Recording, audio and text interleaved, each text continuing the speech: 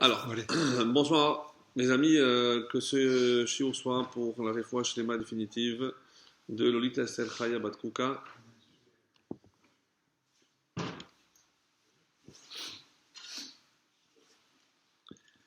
ainsi que tous les malades de notre communauté, tous les malades d'Israël, B'et Hashem. Alors, ce soir, un cours un peu particulier. En effet, on est à peine à quelques jours de Purim, et je me suis dit que si déjà on fait du texte, autant faire un texte qui va certainement nous permettre de nous préparer. Alors, il y a plusieurs manières de se préparer. Comment se préparer une fête? Évidemment, c'est pas simplement en révisant les halachot, mais également comme nous l'enseigne notamment la Chassidoute et des messages profonds du Harizal, ainsi que dans le Zohar, on nous dit que chaque moment, chaque fête est un moment propice à un flux, quelque chose qu'Hachem nous envoie et qu'on doit être à même de pouvoir recevoir. Et une indication assez intéressante à cela, c'est le nom de la fête. Donc on voit bien que, comme on a déjà souvent évoqué ce thème, c'est que le nom, que ce soit d'une personne, un événement, même un lieu, est évocateur de l'essence de cette chose. Par exemple, Mitzraïm, on avait expliqué, Mitzraïm, c'est les mêmes lettres que Metzarim, c'est donc l'étroitesse. Donc on voit bien que ce n'est pas simplement une convention pour nommer un endroit ou une personne, c'est que, évidemment, c'est clairement à l'intérieur de ce nom se cache l'essence même de ce que ça renferme. Donc, lorsqu'on arrive à Purim, on est très très étonné. Pourquoi? Parce que Al-Shem Hapur. Pourquoi on a nommé, bon, pour ceux qui connaissent déjà, à force d'avoir entendu ou même lu la Megillah, on sait pourquoi on a nommé cette fête Purim Al-Shem Hapur. Qu'est-ce que c'est le Pur? C'est un tirage au sort. Mais ce qui est vraiment plus qu'étonnant, c'est que tout le message de Purim, c'est qu'il n'y a pas de hasard. C'est qu'il n'y a pas de hasard. C'est que même lorsque dans toute la Megillah, Dieu n'apparaît pas, c'est pour nous dire que Hachem est là même lorsqu'on ne le voit pas. Parce que le hasard n'existe pas. Et comment on donne le nom pour, précisément, de hasard à cette fête? Très étonnant. Très étonnant. Alors, aujourd'hui, on va avoir peut-être une réponse à cela. Et la semaine prochaine, je pense qu'aussi, on va consacrer notre cours aussi à la préparation. Alors, pour revenir à cela, donc, je disais, comment on se prépare? Alors, généralement, quand on dit se préparer à une fête, c'est pas simplement connaître l'histoire, réviser, nettoyer la maison pour l'apprêter pour Pessah ou autre. Non, préparer, c'est également comprendre l'essence de la fête pour pouvoir être à même de faire en sorte de profiter, de capter toutes ces énergies et pas passer à travers. Parce que ce serait tellement, tellement, tellement dommage de c'est comme si vous, je ne sais pas les Havdil, mais bon, si je parlais aux jeunes, c'est lorsque vous passez certaines étapes pour profiter, pour prendre des points. Donc vous passez, vous avez traversé, mais vous n'avez pas profité, vous n'avez pas pris les points ou les cadeaux qu'il y avait à cette étape-là. Donc les Havdil, donc chaque fête contient un message extraordinaire. Alors il faut savoir que la fête de Purim, d'après le calendrier, on avait déjà évoqué cela, tombe le dernier mois. Rappelez-vous, on avait parlé de ça le jeudi. Pourquoi? Parce que ce mois sera pour vous le premier. Donc, si Nissan est le premier, Adar est le dernier. Alors, il n'y a pas simplement le fait que Hakol Holer Achar Hachatima, donc tout va d'après la conclusion, comme on avait déjà évoqué dans d'autres cadres, cette même notion. Mais je peux dire aussi, et suivez bien, parce que si je parle de Pessah, c'est le début. Le début de quoi? Le début de l'histoire du peuple juif. C'est la naissance du peuple juif. Et on sait très bien que si le monde a été créé, c'est afin de pouvoir mettre en place un peuple capable de recevoir le message que Dieu avait envie de donner. Donc, commencer à parler du début du peuple juif, c'est commencer à parler du début de l'histoire humaine. Parce que le peuple juif traverse l'histoire jusqu'à aujourd'hui. Donc, si je dis que Nissan, c'est le début, alors que représente Purim? Que représente Adar? La fin. Mes amis, la fin de quoi? La fin de l'histoire. La fin de l'histoire. Et nous, on le sait. Qu'est-ce qu'on attend de cette fin d'histoire? Évidemment, une happy end, comme tout le monde. Mais qu'est-ce qu'on attend de cette fin de l'histoire? Mashiach, avec la reconstruction du Beth Amikdash. Et là, nos oreilles s'ouvrent très grandes. Pourquoi? Parce que, mais quel rapport y a-t-il entre Purim et la délivrance finale. Parce que nous, on attend aussi la reconstruction du troisième. Et eux, qu'est-ce qu'ils attendaient? La reconstruction du deuxième. Plus on se rapproche du but, plus évidemment Amalek va redoubler d'efforts pour nous empêcher d'y parvenir. C'est clair. Donc ici, Haman, il avait posté, j'ai quelques textes justement pour vous montrer à quel point, pourquoi Haman s'obstinait tellement à empêcher, même Achashverosh. Attention, parce que on va lire avec quelques commentaires, vous allez voir qu'Achashverosh n'est pas le pantin qui y apparaît, parce qu'on a l'impression qu'on lui dit fais ceci, tue ta femme, fais un concours de beauté. On a l'impression qu'il est un pantin. Non, loin s'en faut.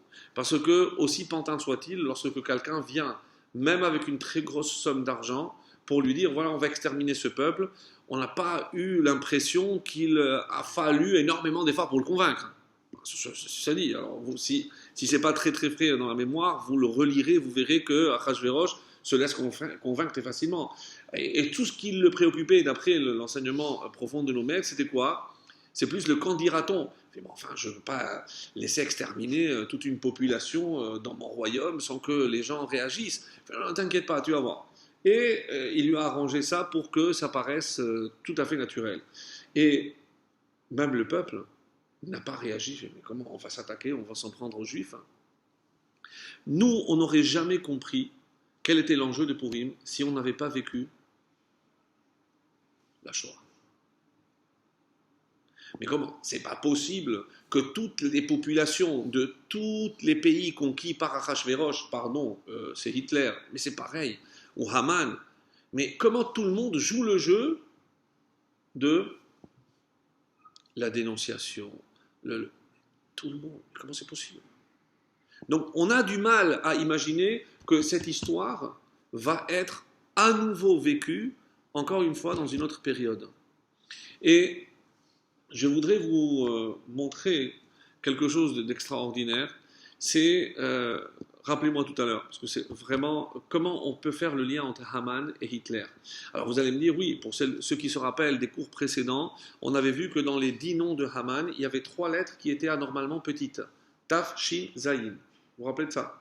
Vous allez voir, et on a comparé d'ailleurs avec d'anciennes Megillot pour voir si de tout le temps il y avait ça. Donc on a comparé avec d'anciens textes, et dans la liste des 10 enfants de Haman, il y a 3 lettres qui doivent être écrites plus petites. Alors on n'a jamais eu de réponse à cela, sauf lorsqu'on a compris que ça correspondait Tafshin Zayin à 1946, le procès de Nuremberg. Qu'est-ce qu'il y a eu? 10 qui ont été pendus.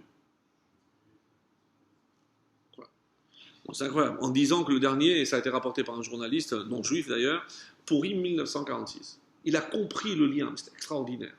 Donc comment, et d'ailleurs il y a des allusions faites, puisque une fois que le texte nous dit qu'ils ont été pendus, le roi, il y a marqué le roi, pas Achashverosh. Le roi demande à Esther, qu'est-ce que tu voudrais? Il dit qu'on pende les 10 descendants de Haman.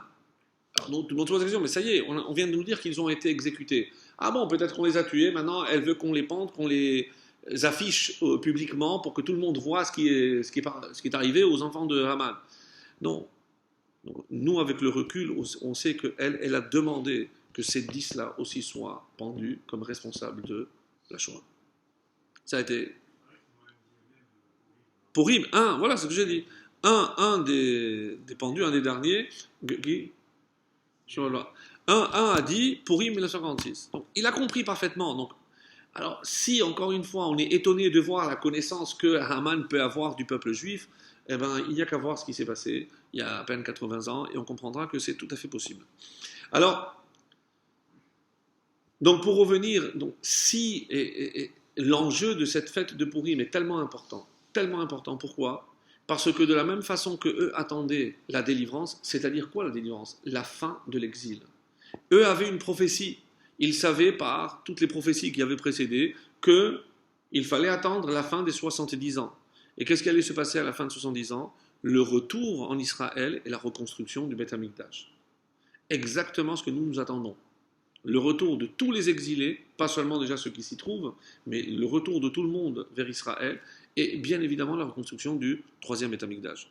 Donc, et ça, c'est encore une fois toute la trame de la Megillah nous projette vers notre propre délivrance. Et c'est pour ça que c'est la fin. C'est quelque part la fin de l'histoire. Alors, il y a eu ici une presque Shoah, une presque solution finale. Nous, on en a eu la nôtre. Donc, si véritablement on transpose comme si on pouvait, après 2000 ans pratiquement, plus, oui, presque plus de 2000 ans, donc les événements de Purim, on les superposait avec les nôtres, on pourrait imaginer que la suite va venir. De la même façon qu'il y a eu ce Haman, nous avons eu Hitler, et de la même façon que eux, ils ont eu le mérite par la Teshuvah. Et on va voir que c'est par la Teshuvah qu'ils ont annulé ces décrets. C'est vrai qu'il y avait un Mordechai, c'est vrai qu'il y avait un Esther. Nous, nous ne les avons pas. Mais nous, nous aurons, si Dieu veut, Eliyahu Hanavi directement, avec le Mashiach. Donc, eux feront en sorte que même ceux qui, apparemment, sont encore très éloignés, se rapprocheront définitivement et connaîtront la délivrance finale. Alors, le fameux passage que je voulais vous lire, c'est une allusion qui se trouve dans le texte. Alors je ne sais pas, encore une fois, c'est pas essentiel parce que vous allez me dire oui, mais on peut chercher dans la Torah tout ce qu'on voudrait, et une fois qu'on sait ce qu'il faut chercher, on peut le trouver. C'est vrai, mais c'est quand même assez extraordinaire que dans le passage qui nous parle de Amalek, qu'est-ce qu'on va trouver? Haman. Comment? Lorsque dans le texte va Vaïdaber Hashem Moshe, Ketov Zot Zikaron Basefer, Ki Macho Emche et Zecher Amalek Mitachat Hashamayim. C'est le texte, lorsque les événements avec Amalek ont eu lieu, Dieu donne l'ordre à Moshe de l'écrire Basefer, c'est-à-dire de consigner dans un livre.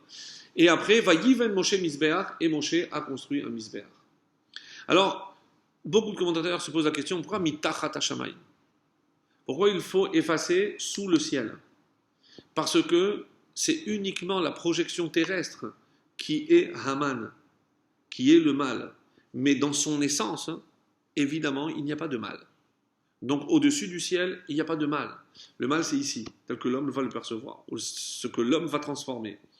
Alors, lorsque je prends le mot Hashamayim, je prends le He, et je fais des sauts de 3 lettres.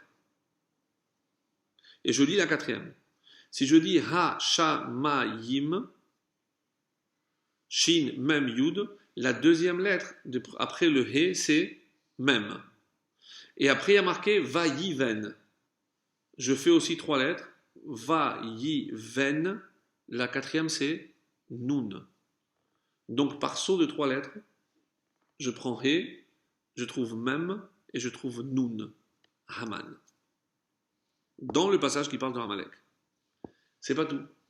Ça pourrait déjà être suffisant. Mais, comme j'ai déjà fait en avant, maintenant je vais en arrière. Et au lieu de faire des sauts de 3 lettres, je fais des sauts de 2 lettres. Donc j'ai dit que le mot qui précède Hashamayim, c'est mitachat. Donc si je prends He, mitachat, il y a un tav, un chet, et donc encore une fois un tav. Et après, oui, après et zecher. Après et zecher, mitachat, Hashamayim. Bon. En fait, qu'est-ce que ça donne quand je fais des sauts de 2 lettres? He, tav, lamed et resh de zecher. Hitler. Ah oui, et zecher Amalek, j'ai oublié, mitachat, Amalek. Donc lorsque je retourne, j'ai le lamed, et encore 2, c'est le resh de zecher. Donc j'ai he, tav, lamed, resh. Hitler. C'est pas évidemment du hasard, mais que le même he donne Haman dans un sens, et dans l'autre sens, je trouve Hitler. On va découvrir ça après, oui. Oui. Haman, on le savait déjà, mais on ne savait pas qu'il fallait chercher Hitler. Mais imaginez la surprise, lorsque dans le même he avec lequel je forme Haman, je trouve aussi Hitler. Donc, le parallèle, encore une fois, entre la période de Purim et la période de la Shoah, Donc s'il y avait encore des doutes, encore une fois, les 3 lettres, les Taf Shin et Zayin, c'est incroyable. Donc ceci, c'est pas pour nous montrer qu'il y a le hasard, parce que ça on sait qu'il n'existe pas, mais pour bien nous montrer que l'enjeu de ces événements est le même enjeu que nous traversons aujourd'hui. Donc il y a eu une presque Shoah, nous avons eu la nôtre, et eux, ils sont retournés en Israël, ils ont commencé à retourner en Israël, on voit après la Shoah, c'est exactement ce qui s'est passé, on peut maintenant enfin retourner en Israël, donc on attend la dernière étape, c'est lorsque eux, et la fin de Purim, il a fallu que Darius, donne l'autorisation de retourner en Israël et de reconstruire le Beth Amikdash. Donc il y a un laps de temps entre les événements de Purim et la reconstruction du Beth Amikdash. Entre la Shoah, le retour en Israël, et si Dieu le veut, très très bientôt, la reconstruction du Beth Amikdash. Donc mais c'est inéluctable, c'est visible, c'est au tournant. Ça veut dire qu'en fait, le Mashiach et le Beth Amikdash, ce sera Hadar. En tout cas, la délivrance sera Hadar. Comment ça va se faire? Il y a plusieurs théories, puisque on sait très bien que la délivrance, obligatoirement, doit passer par Nissan, la 5e coupe, la coupe d'Eliyahu Navi, lorsqu'il viendra nous annoncer, mes amis, c'est bon. Donc, il y a plusieurs étapes. Ça ne va pas se faire en un jour, bien sûr. Et il y aura des étapes, parce que même avec des avions, mais il faudra aller chercher les Juifs partout. Donc, ça va prendre du temps. Mais nous, on y croit, on l'a déjà vu, et on le reverra. Donc, ça, c'est clair. Et c'est ça, Purim. C'est ça, Purim. Vous comprenez pourquoi c'est tellement important, que ce n'est pas une petite histoire, ce n'est pas simplement, comme on a l'habitude de dire, oui, l'histoire de carnaval, on se déguise, ça c'est sympa, on se réunit. Non. Il y a des choses beaucoup, beaucoup plus profondes. Et c'est pour ça que lorsque on lit la Megillah, mais à travers le texte, on se rend compte qu'il y a des choses beaucoup, beaucoup plus profondes. Alors, j'ai pris quelques exemples pour qu'on ait une idée de ce qui se cache derrière. Alors, évidemment, ce qui se cache derrière la Megillah, c'est avant toute chose, c'est Akadosh Baruch Hu. Et pour ceux qui n'ont jamais vu une Megillah de près, vous savez qu'il y a une règle pour les sofrim, pour les scribes, il faut que chaque colonne commence par le mot Hamelech, le roi. Le roi. Pas Hamelech Achashverosh. Et il y a une lecture extraordinaire de la Megillah, c'est que chaque fois qu'il y a le mot Hamelech et pas Achashverosh, Hamelech, ça désigne Dieu. Donc je remplace chaque fois Hamelech par Hachem. Et le relisez, c'est une autre histoire. Je vous assure, faites un jour le test, c'est une autre histoire. C'est la vraie. C'est la vraie. Puisque Hachem est là. Donc avec Hachem, même lorsqu'il se cache, ça c'est la vraie histoire. Alors, quand j'ai dit que Achashverosh, alors, comme on a l'habitude, nous, de faire pour la paracha avec Torah Tmima, il y a un tome de Torah Tmima sur les 5 Megillot. Alors, c'est un délice. Alors, je passe cet après-midi à venir, un délice. Un délice parce que c'est tellement riche, il faudrait vraiment faire tout. Alors, j'ai sélectionné quelques passages, bien sûr. Et on dit comme ça, on sait très bien que chaque fois qu'il y a marqué Vahi, Bimé Achashverosh, Vahi, c'est évidemment quelque chose de négatif, de mauvais pour Israël. Vahi. Contrairement à Vehaya. Alors, le Rav Epstein ici, dans Torah Pima, donne une raison. Pourquoi ce serait mauvais? Parce que Vahi bimé Achashverosh. Et ce fut au temps de Achashverosh. Mais on aurait dû dire Vahi bimlor, lorsqu'il régnait. Pourquoi bimé? Comme si les jours appartenaient uniquement à Achashverosh. Oui. Parce que si les jours appartenaient à Achashverosh, il explique, ça veut dire qu'ils n'appartiennent pas aux autres. Ça veut dire qu'on n'est pas maître de sa destinée. Et ça veut dire que ici, l'enjeu est dangereux. Donc, parce qu'il va se passer des choses, des événements, comme on le sait, très graves. Alors, Achashverosh, et pourquoi Achashverosh? Rabbi Yitzhak Patach la Megillah et Pasuk, parmi les différentes explications qui sont données à Achashverosh, Rashi par exemple, il dit Melech Paras, c'était le roi de Paras, puisque nous sommes ici Perse et Mède, c'est Paras. Hu Achashverosh, que dit Rashi en citant la Gemara? Hu berish'o mitahilato ve'atzofo. C'est Hu Achashverosh, il est resté dans sa méchanceté du début jusqu'à la fin. Ah, mais à la fin, il était gentil avec Mordechai, il était gentil avec Esther. Ne nous laissons pas, et c'est ça le problème, bercer d'illusions que quelqu'un qui a voulu du mal au peuple juif peut changer et vouloir du bien au peuple juif. Ça n'existe pas. Ça n'existe pas. C'est si clair. Rachi en 3 mots. Mitechilato vertofos achashverosh. N'allez pas chercher. Non, mais il est gentil, il a fait tchouva. Non. Il est resté dans sa méchanceté et dans sa cruauté envers Israël. Ah, c'est du bluff. Il a fait semblant. Parce qu'il n'avait pas le choix. Il a joué la carte de Haman quand il a fallu. Il a retiré ses cartes du jeu juste à temps. Mais il avait mal misé, puisqu'il a tout misé sur Haman.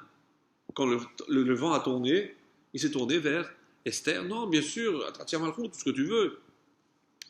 Alors, Achashverosh, c'est comme ça que c'est rapporté. Très belle explication, toujours dans Megillah. Achashverosh, on entend le mot roche. Achashverosh. Alors il y a une explication, écoutez bien, c'est de Rav Tachlifa bar Chana. Achashverosh shehaya achiv shel rosh. Il était le frère de celui qui a la tête. Qui a la tête? Le roi par excellence. Achiv shel Nebuchadnezzar. Qui est Nebuchadnezzar? Le roi de Babel, celui qui a détruit le premier temple. Son frère, on pose la question, Vechi Achiv Haya, mais ce n'est pas son frère. On n'a jamais eu dans les textes que Nebuchadnezzar avait un frère qui s'appelait Achashverosh. Alors que veut dire nos maîtres? Vechi Achiv Haya, est-ce que c'était son frère? Vahalo, Ze Kasdi, Veze Madaï. Celui-là vient de Kasdim, et celui-là de Kasdim, mais ils n'habitent même pas, ils n'ont pas la même origine. Qu'est-ce que tu racontes? Et là, écoutez bien, ouvrez grand les oreilles. Ze bitel melechet bet hamikdash, veze hecheribo. Il y en a un qui l'a détruit, Nebuchadnezzar, et l'autre, qu'est-ce qu'il a fait? Il a empêché sa reconstruction. Achashverosh, aussi gentil qu'il est, aussi, encore une fois, innocent, niais, qu'il veut donner comme apparence. לפיכך השווה אותם הכתוב כאחד, ההדאו דכתיב, גם מתרבה במלאכתו, אם הוא לבעל משחית, זה נבוכדנצר שהשחית את בית המקדש. Donc comment on peut le comparer avec celui qui a détruit le Beth Amikdash? Il a quand même détruit. Qu'est-ce qu'il a fait à Achashverosh? Il a empêché sa reconstruction. Et qu'est-ce qu'il était prêt à donner pour empêcher que les Juifs reconstruisent le Beth Amikdash? La moitié de son royaume. Chaque fois que Esther vient le voir, il utilise cette formule politiquement correcte, mais Atratia Malchut, je te donne jusqu'à la moitié de mon royaume, je suis prêt à te donner. Mais ne me demande pas une chose. Ne me demande pas de permettre aux Juifs de reconstruire le temple. Alors moi je pose une question très simple. Mais qu'est-ce que ça te dérange? Au contraire, les Juifs ils partiraient tous vers là-bas, lâchez-moi, laissez-moi tranquille. Mais pour lui, c'est une aubaine. S'il ne veut pas de ces Juifs chez lui, alors laisse-les reconstruire le temple, ils partiront tous là-bas. Mais c'est tout.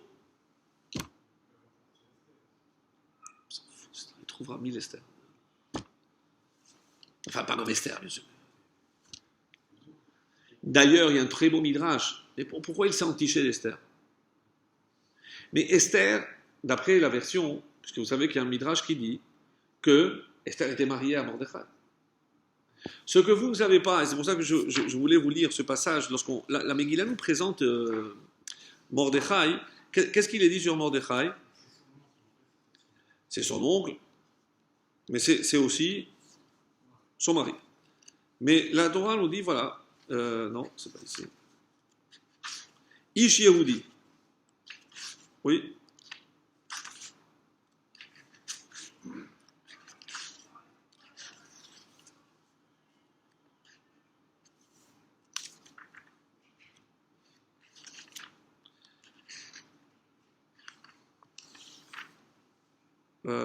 J'avais marqué. Bon, on verra. Parce qu'il y a marqué Ish Yehudi.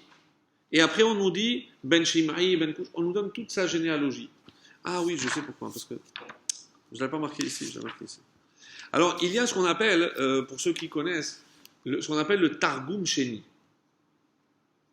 Le Targum Sheni, pour ceux qui ont ce livre, vraiment, c'est en araméen, mais c'est traduit en hébreu, pour ceux qui ont moins de connaissances en araméen. Et c'est pas simplement un Targum. Targum nous dit une traduction en araméen, mais c'est des commentaires d'une richesse. Vraiment, c'est des pierres précieuses. Alors, voilà ce qui est marqué, Ish Yehudi. Je vous lis un passage de ce Targum, ce fameux Targum Sheni, directement en hébreu, pour faciliter. Ish Yehudi aya beshushan abira. Velama nikra shemo Ish Yehudi. Il était de la tribu de Yehuda? Non, de quelle tribu il est? Yémini, donc Binyamin. Il est de la tribu de Binyamin. Alors pourquoi on me dit qu'il est Ish Yehudi? Rekev aya yerechet ve'alav niba David HaMelech. Il était d'un tel degré de spiritualité que David HaMelech avait fait une prophétie sur lui. Hayom yumat ish mi Israël. Ou mi hu ha-ish hazeh, hu ha-ish Mordechai. Ben Yair, Ben Shim'i, Ben Shmida, Ben Ba'ana, Ben Ela, Ben Micha. Il donne ici, j'ai compté, 30. Et jusqu'où ça remonte? Ben Bela, Ben Binyamin. Il nous donne tous les descendants de Binyamin jusqu'à chez lui. Tous. Ben Beno shel Yaakov HaBechor hanikra shemo Israël. Umara Mordechai asher nikra Ben Shim'i. Al ki Shim'i kilel et David HaMelech Israël va yomerlo. Alors, pourquoi, qui est ce Shim'i? Un peu d'histoire, très rapide. Shim'i, à un moment donné, il siégeait au Bet Din. C'était quelqu'un d'un niveau extraordinairement élevé. Mais il n'avait jamais supporté que David ait été oint. Pourquoi? Parce que le doute continuait à planer depuis Ruth. Depuis Ruth, il y avait un doute.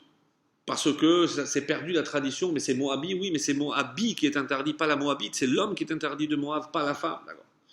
Ensuite, voyant Yishai, le père, que ses enfants n'arrivaient pas à se marier, il est allé voir sa femme, il lui a dit, écoute, il y a un problème avec nos enfants, j'ai quand même l'impression que personne ne voudra de nos enfants, alors on va se séparer. Et il décide de ne plus avoir de rapport. L'homme, bon, Yishai, à un moment donné, puisque il y avait la servante, alors il propose à la servante d'aller avec lui. La servante, plus que gênée, va voir sa maîtresse et m'a dit, écoute, moi je ne peux pas prendre sa place. Alors, comme moi je vais aller avec un voile, mets-toi le voile, voilà mes habits, et il pensera que c'est avec moi, et ce sera avec toi. Moi je ne veux pas le faire. Donc ce soir, Yishai est allé avec sa femme, en ignorant que c'était sa femme, et qui va naître de cette union? David. Imaginez la surprise de Yishai lorsqu'il voit sa femme enceinte. Adultère. Mais ça fait des mois qu'on n'est pas ensemble, des années. Comment tu es enceinte? Adultère. Et il a fallu qu'elle lui dise la vérité. Il a fallu qu'il lui dise la vérité. C'est ton fils. Donc, il y avait toujours une sorte de rumeur, dont l'opprobre, parce que c'est honteux, c'est l'enfant qui rappelle la faute. Alors, qu'est-ce qu'ils ont fait avec lui? En plus, le comble du comble, comment il est né? Comme Esav, roux. Il était rouge.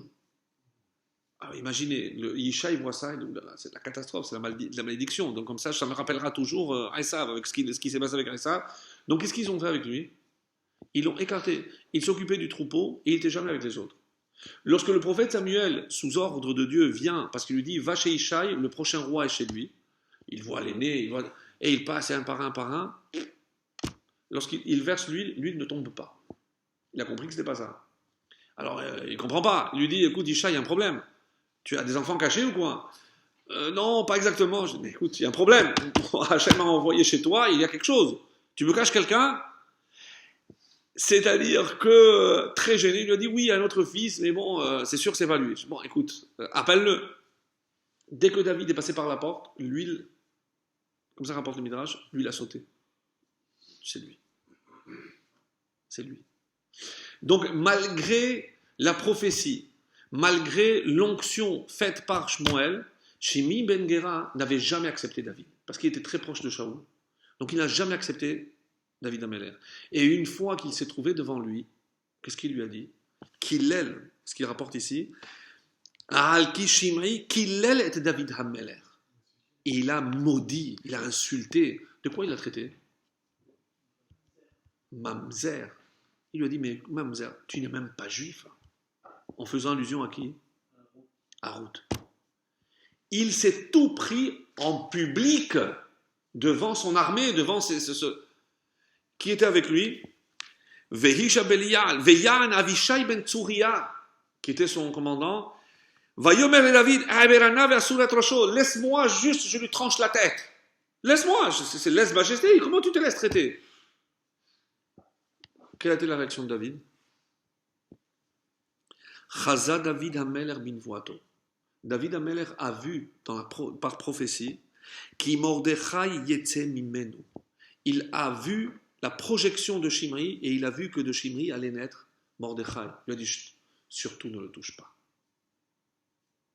David Hameler. Qu'est-ce que Mordechai va venir faire? Rétablir la honte et la faute de Shimei.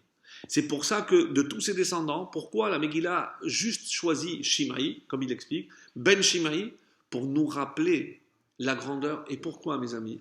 Parce que nous, on a un défaut dans l'histoire, c'est que quand on vit un moment, on n'a pas la vision de ce qui s'est passé avant. Et d'après cette belle théorie du Harizal, on sait très bien que tout ce qui se passe, ce qu'on appelle généralement Hishtal Shelut, oui, c'est toutes les conséquences de cause à effet. Il y a une chaîne d'événements, un enchaînement d'événements. Et qui est la cause? C'est des événements qui ont précédé. Donc il y a toujours une cause à effet. C'est comme une chaîne, oui, un chaînon qui va dans un autre. Mais nous, lorsqu'on est face à cela, on ne voit pas pourquoi, on ne voit pas ce qui s'est passé. Et même de qui descend Esther? Elle est la descendante directe de Shaoul. Elle est descendante directe de Shaoul. Donc, qu'est-ce qui va se passer dans la Megillah? Shaoul, qu'est-ce qu'il n'a pas fait? Il n'a pas tué Agag, le roi de Amalek, lorsqu'il pouvait. À cause de cet acte-là, Haman va naître. Haman va naître. De l'autre côté, David a fait un geste qui a sauvé Shimei. Et par ce geste-là, il va permettre à Mordechai de voir un jour, le jour, puisque Mordechai est arrivé. Et entre Mordechai qui va réparer la faute de Shimei et Esther qui va réparer la faute de Shaoul, les deux vont sauver le peuple juif. Ça, c'est ce qu'on appelle l'Ishtat Shelut. Mais ça, on n'a pas de vision, puisque quand on est dans cet événement, on ne le voit pas. Et c'est pour ça qu'il y a marqué Yatamimenu vekirot David Ameler ken tziva li Shlomo beno vayomer lo ka'asher ya'amod Shimei mileholid tahargehu. David n'est pas dupe. Il a dit, écoute, laisse-le d'abord avoir un enfant, à Shimei. Mais une fois qu'il aura une descendance, je t'ordonne de le tuer. À l'époque de Shlomo. C'est fort, c'est comment il peut attendre, parce que pour une vengeance, on n'aurait pas pu attendre une génération. Moi, je vais mourir alors que je sais qu'après ce qu'il a fait, je vais laisser en vie. Oui, parce qu'il y a des choses qui nous dépassent. Entre autres, il est écrit également que ce Ish Yehudi, en parlant de Mordechai, je vous rapporte, parce que c'est des commentaires tellement beaux, mais où est-ce qu'il habitait, Mordechai? Mordechai avait été, comme la Gemara, comme la Megillah le dit, il avait été aussi exilé. Mais après le premier exil, il faisait partie des premiers qui sont revenus. Et il vivait à Yerushalayim. Alors pourquoi il a quitté? Parce que lui, il est revenu, mais son frère n'est pas revenu. Le frère de Mordechai n'est pas revenu. Comme vous le saviez certainement, ce frère était le papa de Hadassah. Hadassah qui n'est autre que Esther. Mais le nom juif de Esther, c'est Hadassah. Qu'est-ce qui s'est passé? La maman est morte en couche. Et quelque temps après, le papa va mourir aussi. Qu'est-ce que ça va avoir comme conséquence? Mordechai étant le seul proche de cette fille, orpheline de père et de mère, va dans un premier temps pour la chercher. Et un concours de circonstances fait que il ne sait pas au début pourquoi, mais il n'arrive pas à retourner. Mais lui, il y a une chose qui le taraudait, lui, sa vocation, c'était de retourner en Israël. Il ne voulait pas rester là-bas. Et il a vu qu'il était presque forcé et contraint par les événements de rester et de subir des événements. Et c'est pour ça qu'il se pose des questions. Lui a été le premier à savoir que tout ceci avait une raison profonde. En quelque sorte, il se sentait l'âme d'un chaliard. Parce qu'il était envoyé en dehors d'Israël pour accomplir une mission. Et il va la mener jusqu'au bout. Et ça va lui en coûter. Parce que pour lui, il avait une seule chose. Qu'est-ce qu'il voulait? Retourner en Israël. Et il ne va pas le faire. Qui ça vous rappelle? Celui qui désirait ardemment retourner en Israël, qui n'a pas pu. Merci. Bon, je suis d'accord avec lui. Yosef. Parce que Yosef, non seulement il ne va pas pouvoir le faire, mais à quoi il va consacrer toute sa vie? Vice-roi d'Égypte. Et Mordechai, c'est quoi? Il va prendre la place de Haman. Donc il est le vice-roi de 127 contrées. Et pourquoi il est à ce poste-là? Pourquoi il est à ce poste-là? Pour le bien de ses frères. Yosef a fait ce qu'il a fait pour pouvoir permettre à ses frères et de préparer en quelque sorte l'exil.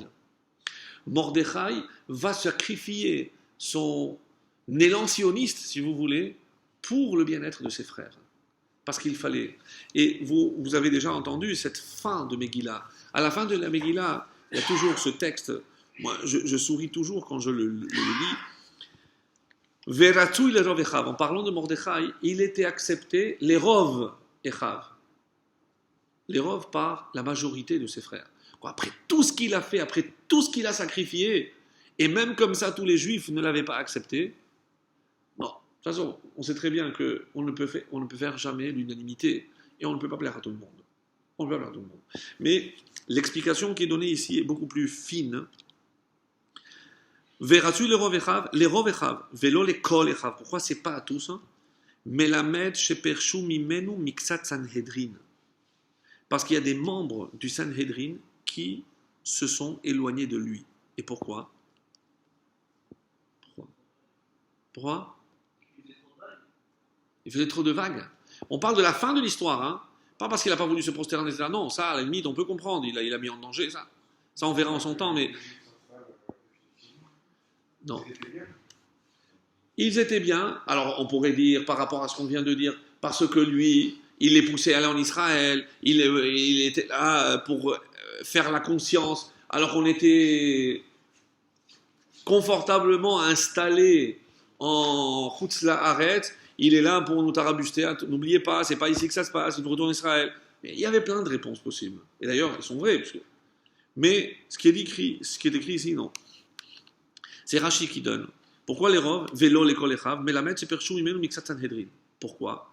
Les filles chez Naasa Karov la Malchut. Parce que du fait de son poste, il est devenu proche des autorités. Vehaya, et alors? Il faut bien que le juif de la cour, oui, a toujours eu ce juif de la cour. Et alors? Vehaya batel mitalmudo. Waouh. Du coup, il se consacrait aux affaires publiques et c'est au détriment de son temps d'études. Vous vous rendez compte, c'est même pas parce que par ses accointances ou parce qu'il était proche de la Malchoute, non. Qu'est-ce qu'on lui a reproché, en tout cas ses membres du Sanhedrin, c'est que du coup, tout ce temps qu'il passait aux affaires publiques, il n'étudiait pas. Un peu, non. Il n'y a pas aujourd'hui, le juif de la cour aujourd'hui, c'est plus cette notion-là. Non, il y a des juifs qui reprochent à d'autres courants d'aller vers les autres juifs et de perdre du temps d'études. Ça, c'est une discussion en soi. Ici, ce n'est pas la question. Parce que je les amène pour étudier, non, je pourrais moi étudier avec des gens avec qui je pourrais atteindre des niveaux plus élevés, et à la fin, je suis en train de faire un cours, donc je suis obligé de mettre au niveau des élèves. Ça peut exister. Est-ce qu'il vaut mieux, moi, dans ma avoda, progresser, passer de 6 à 9, ou alors Même si je n'arrive qu'à 7, mais permettre à ceux qui sont à 3 d'arriver aussi à 6. Ça, c'est une marloquette qui n'est pas tranchée. Parce qu'il y a tous les courants. Il y a tous les courants. C'est vrai qu'il y a cette notion de kérouv, c'est essayer de rapprocher les autres. Mais il faut être sûr de rapprocher les autres et pas que nous, on s'éloigne. Ça aussi, c'est une... Ça, c'est... En tout cas, regardez ce qui est écrit ici. Alors, il n'a pas été contraint d'aller vers les autorités. Parce que si on l'avait obligé, si on l'avait nommé lui, il n'avait pas le choix. On met voir dans le Gemara, des Gadol, écoutez bien cette phrase. Gadol Talmud Torah Yoter Me'atzalat Nefashot. C'est très très difficile. C'est très difficile. Mais il est dit, et je le traduis, que l'étude de la Torah est plus fort que sauver des âmes.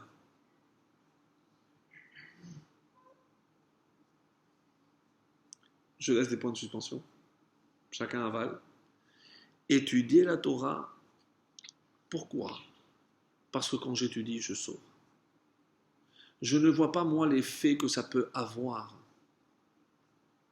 Et c'est toute la discussion. C'est sûr qu'il y en a qui doivent porter des armes. Mais c'est aussi sûr et plus en évident encore qu'il y en a qu'il faut qui étudient. Pourquoi ?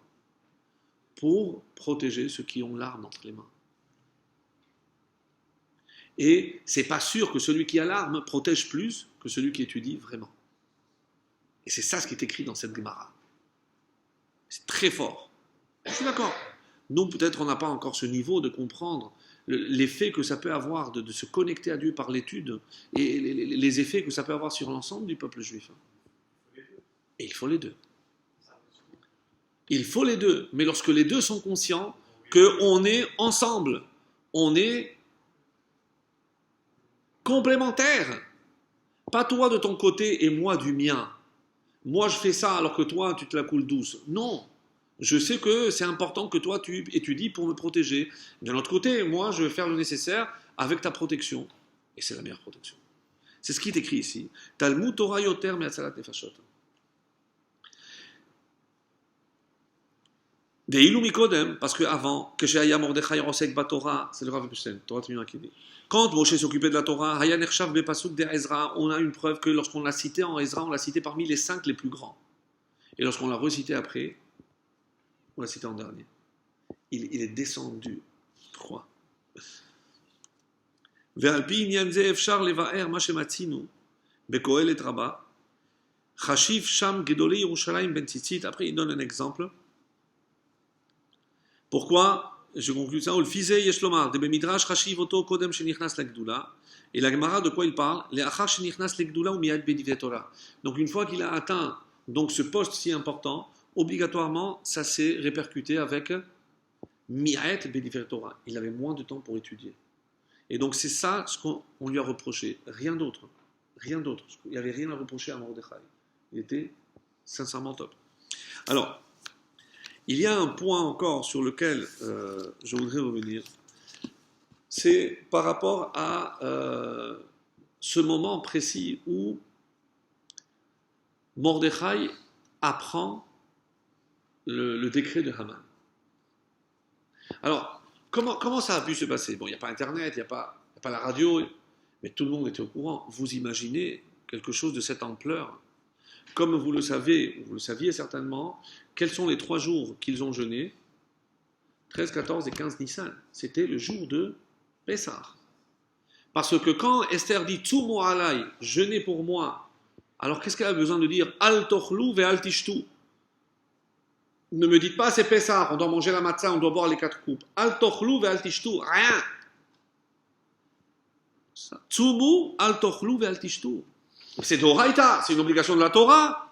Oui, mais ici, l'enjeu est beaucoup plus important. Donc tout le monde a jeûné le jour de Pessah. Le jour de Pessah. Puisqu'on sait qu'il a tiré au sort à Pessah et que ça a désigné le mois de Hadar, 13 du mois d'Hadar. Alors, et dans le Targum Sheni, on dit qu'au début il a voulu essayer les jours. Il voulait savoir quel jour. Et il a sorti, et aucun jour n'était valable. Ça ne sortait pas. Le premier jour, Dieu avait créé la lumière. Le deuxième jour, Donc il ne pouvait pas. Et après, il y a eu les mois. Adar, c'est le mois de la délivrance. Il donne toute la liste. Jusque Pessah, Nissan, c'est le mois de la délivrance. Chaque mois, il y avait quelque chose. Et c'est pour ça que c'est tombé le dernier. Parce qu'Adar, il n'y avait rien. Et il y a eu après Pourim. Alors, par ailleurs, il y a dans toute la Megillah, il y a également des gens masqués.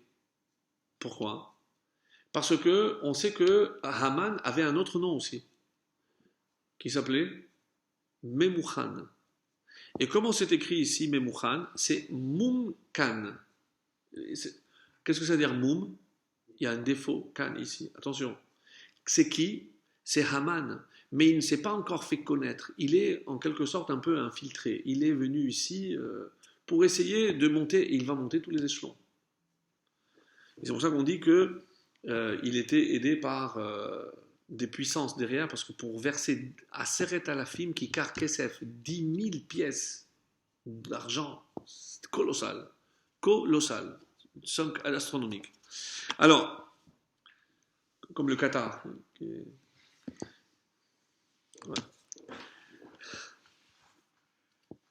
Il arrose tout le monde. Alors, et il y a quelqu'un d'autre aussi qui est masqué ici, c'est le prophète Daniel. Comment il s'appelle dans la Gemara? Comment il l'appelle dans la Megillah, pardon? C'est Hatar. Hatar, c'est celui qui va faire les commissions entre Esther et Mordechai. Hatar, c'est celui qui était attribué alors. Vayete Hatar el Mordechai el Rechov. Alors, Vatikra Esther, alors c'est comme ça que c'est marqué. Vatikra Esther la Hatar, Hatar ze Daniel. C'est le prophète Daniel. Velama nikra shemo Hatar. C'est la Gemara. Il faut faire plus de Gemara. Rav et Shmuel, toujours en plus. Rav et Shmuel, toujours en désaccord, donc chacun donne son opinion. Rav, qu'est-ce qu'il va dire? Shechatruhu migedulato, parce qu'on l'a fait descendre de sa grandeur. Hatar. Mais c'est, pourquoi il dit Hatar? On sait très bien, on avait déjà vu ça, que le chet et le he se changent. Hatar, c'est comme Hatar, on l'a coupé de sa grandeur. Pourquoi? Parce qu'il était conseiller avant, dans le palais, avec Balthazar, Balshazzar. Pour ceux qui connaissent le livre de Daniel, il faut lire le Daniel, il faut lire. La Bible, c'est le best-seller le plus vendu au monde. Avant le Coran, et avant le livre de Guinness numéro 3. Il faut sortir dimanche, c'est pas les classiques. Ça c'est Rav qui dit. Qu'est-ce qu'il dit Shmuel? Shekol divrei malchut nechtachim alpiv. Parce que c'est lui qui tranchait. Donc on voit bien qu'il y a sur le fond une discussion. Un dit non, c'est parce que... Et pourquoi il l'aurait fait descendre? Parce qu'après la mort de Balshazzar, vous vous rappelez, ce Balshazzar, il a fait un rêve, il y avait les 3 lettres, les 3 mots qui étaient écrits, et Daniel lui a prophétisé qu'il allait mourir, et il est mort. Donc comme il était de mauvais augure, il a dit, bon, celui-là, comme conseiller, et c'est pour ça qu'ils l'ont mis chez les femmes. C'est pour ça c'est ce qu'il veut dire Rav. Et Shmuel dit non, il a gardé, il était le juif de la cour, et comme tout ce qu'il disait, c'est ce qui était accompli, donc c'est pour ça que d'après Shmuel, pourquoi Hatar? Parce que d'après tout ce qu'il disait, tout se faisait, tout se réalisait. Alors, après donc il lui dit tout ce qui est arrivé. Asher Karahu, Amar Lele Hatar. L'Ech et Morla va dire à Esther, c'est Mordechai qui parle, Ben Beno Shel Karahu Ba'alenu. C'est le fils de Karahu est arrivé. Karahu. Hadaou dirtiv, comme c'est marqué, Asher Karecha Baderech. Quel est le message que Mordechai envoie à Esther? Nous sommes face à Amalek. Et pourquoi il tient absolument à ce que Esther le comprenne? Pour qu'elle ne se dérobe pas. Ni parce que maintenant je comprends pourquoi tu es dans le palais. Parce que maintenant tu as la possibilité de réparer la faute de ton aïeul. Lui a laissé en vie Amalek, maintenant Hachem nous envoie un Amalek, et il faut être à la hauteur. Pour réparer. Et l'autre point que je voulais voir, c'est lorsque il est dit que Mordechai a entendu tout ce qui s'est passé.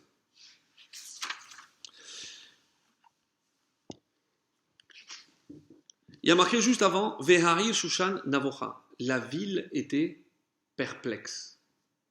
Je ne sais pas imaginer qu'on voit maintenant dans la rue, placardé partout, telle date, on va exterminer tous les gitans ou tous les réfugiés syriens. Et qu'est-ce qui a marqué? Ve'amelech ve'aman yashvu lishtot. Eux, ils fêtent cette décision et la ville est perplexe. Ou Mordechai yada et kol asher naasa. Et Mordechai yada. Nous, on va dire, il a su. Il savait. Et kol asher naasa, tout ce qui avait été fait. Mais c'est curieux comme expression. Pourquoi? Qu'est-ce qu'on aurait dû dire? Il a su ce qui avait été décidé. Je ne sais pas si on vient vous dire, il semble qu'il flotte dans l'air une solution finale. Vous ne dites pas, j'ai entendu tout ce qui a été fait. Pour l'instant, il n'y a rien qui a été fait. Donc, à quoi ça fait allusion? À quoi ça fait allusion? Certainement pas à ce que nous, on croit. Pourquoi? Alors, écoutez bien. Je vous lis d'abord le Rashi et ensuite la Gemara. Ou Mordechai yada Baal hacholom amarlo. Il y a dans son rêve quelqu'un qui est venu lui dire. Baal hacholom. Qui est appelé Baal hacholom? Celui qu'on aspire tous à un jour rêver de lui.